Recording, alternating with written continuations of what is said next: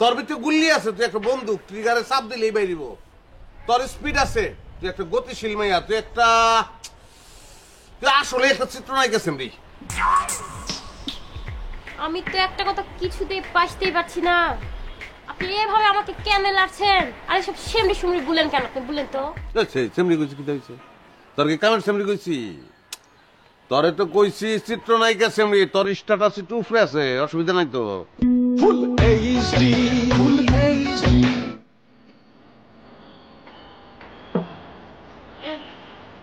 চিনি বেশি দিয়ে ফেলেছে। তুই চাপার থেকে ঢাকা আইসস বাসে, বাসের থেকে তুই ঢাকার থেকে আবার প্লেনে তুই আয় পড়ছস কক্সবাজার, আবার এনে চায়ের চুবুক দিয়ে চিনি বেশি হয়েছে। আরে বাপা, তুই তো অরিজিনাল একটা চিত্রনায়িকা সেমরি রে, তুই একটা গুল্লি রে। তোর ভিতরে গুল্লি আছে, তুই একটা বন্দুক ট্রিগারে চাপ দিলেই বাইরিব। তোর স্পিড আছে, তুই একটা গতিশীল মাইয়া, তুই আসলে একটা চিত্রনায়িকা সেমরি। আমি তো একটা কথা কিছুতেই পাইতেই পারছি না, আপনি এভাবে আমাকে কেন লাড়ছেন? আরে সব সেমরি সুমরি বলেন কেন আপনি বলেন তো? সেমরি কইছি কি হইছে? তোর কি কেমন সেমরি কইছি? তোরে তো কইছি চিত্রনায়িকা সেমরি, তোর স্ট্যাটাস একটু উপরে আছে, অসুবিধা নাই তো। সেটা ঠিক আছে, কিন্তু হরেন দয়াল ভাই, আমি কিন্তু আপনাকে রেসপেক্ট করি, আপনি আমার সাথে এভাবে কথা বলবেন না। বুঝছি তুই খুব স্লো আগাইতেছস, তোর ভিতরে অনেক গতি, কিন্তু আস্তে আস্তে আগাইতেছস, স্ট্যাটাসটা আস্তে আস্তে বড় করতেছস। পয়লা রেসপেক্ট করি, সেমরি সুমরি কইবেন না, চাই চিনি কম, লবণ বেশি, বক্কর চক্কর নানান বায়নাক্কা তোর শুরু হইব। আমার না মাথাই আহে না, তুই ঢাকার থেকে কক্সবাজার তুই আগে গেছস, মানে কেমনে লাইন করছস, কার লগে কি, কেমনে এলি তুই? আমি কি এখানে আসতে চাইছি নাকি? ওই মুশকিলই তো আমাকে জোর করে নিয়ে এসেছে। মুশকিল আছে তোরে? তাছাড়া তো আমি গুণেশের বাসায় খুব আরামে এসেছিলাম গো ভাই, আমার কি এখানে আসার কোনো দরকার ছিল? দরকার তো তোরই, তুই চাপাই নবাবগঞ্জ থেকে আইসস করে, হ্যাঁ চিত্রনায়িকা অনলি গাইছস, তাই এখানে শুটিং হয়, তুই এখানে আবি না, দরকার তো তোরই, সেটা ঠিক আছে। এটা আবার ডং, আমার কি দরকার আবার আইসস? তাহলে তো ভাইয়া শুটিং এ যখন আমি আসে পড়েছি, আমার একটা একটু ভালো কাস্টিং হবে বলেন। ভালো কাস্টিং এই সিনেমায়, মানে সিনেমাটা যেভাবে আগাইতেছে তাতে ভালো একটা কাস্টিং করে অবশ্যই দেওয়া যাবে না, শরীর তো খালি নাই। কি আনছান বলছেন আপনি? তাহলে আপনি আমার কাছের মানুষ হয়ে কি হলো বলেন তো? আমি তো কাছের মানুষ। অবশ্যই আপনি আমার কাছের মানুষ। আমি ফার্স্ট টাইম যখন ঢাকায় এসেছি তখন তো প্রথম আপনার সাথে আমার দেখা হয়েছিল, ওই যে মনে নাই আপনার আলম ভাইয়ের অফিসে? হ্যাঁ আলম ভাইয়ের অফিসে, আলম রে মনে রাখছো, রহমতের মনে নাই না? আলম ভাইয়ের অফিসে রহমতের লগে। আচ্ছা তো রহমতের লগে কি যোগাযোগ আছে না চিঠি তুমি বেদনা হিসেবে বাতিল করে দিছস? কেন তার সাথে যোগাযোগ করতে যাবো আমি?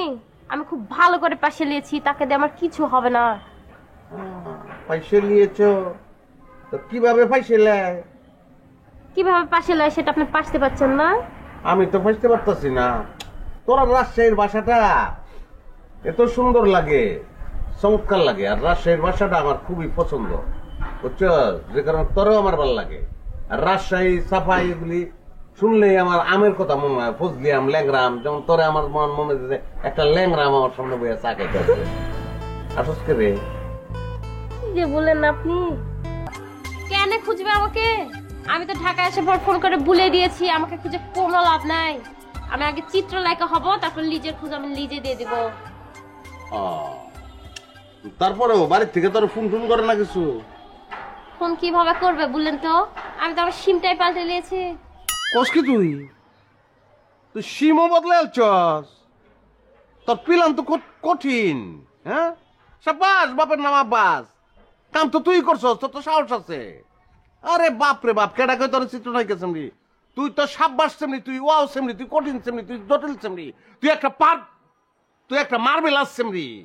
তোর এ তো সাহস করে তোর? হ্যাঁ তুই একটা জাগুনারি জাগো বন্যি শিকা, তুই বাইরে কাজী নজরুল ইসলামের কলম থেকে বুঝাচ্ছ তুই না? উপায় নাই, তোর হয়ে যাব। কিন্তু এসব কি হবে বলেন, আমি যদি চিত্রলেখা নাই হতে পারি? না না, পারবি, তুই পারবি। তোর দেখে আমার তো মনে হইতেছে, আমার বিশ্বাস তোর যে সাবাস, তোরে কেউ ঠেকে রাখতে পারবো না। তাহলে ভাইয়া আপনি আমাকে একটু সুযোগ দেন না ভাইয়া, আমি লায়কা হতে চাই, প্লিজ ভাইয়া একটা সুযোগ দেন না। কিন্তু ওই রে নাই কখন যে উদ্বাগ্রে বোন যে পেইন কেমনে নিবি? সামারার অবস্থাটা দেখছস না? এলেক্স মালিক খান এই মায়েটার কিতা করলো? হ্যাঁ, ক্যামেরার পিছন দিয়ে ওরে দৌড় ফেলাইছে। আরে কপালটা ভালো, মায়েটা গর্ভবতী না।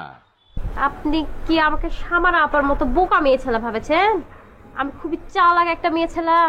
তুই যে চালাক এটা তো আমি পয়সা লিছি, তুই অবশ্যই চালাক, তুই জবের চালাক, তুই কঠিন চালাক, তুই একটা আচ্ছা রুফু, আমরা রহমতের অবস্থা কিতা কত? রুফু কতদিন দেখি না, পোলাটা কেমন আছে? রহমত কই কত? আপনি আবার রহমতকে টানছেন কেন? আর রহমতই তো তোর প্রাইমারি গডফাদার, বুঝলে যাস কি রে? আমি পাশে নিয়েছি, ওই রহমতকে দিয়ে আমার কিছুই হবে না। এখন আপনি আমাকে সুযোগ দেন না ভাইয়া। আমি পারলাম না, একটা সুযোগ চাই। আমার ক্ষমতা নাই রে বোন, লাইকা হব। কোনো উপায় নাই, আমি পারলাম না।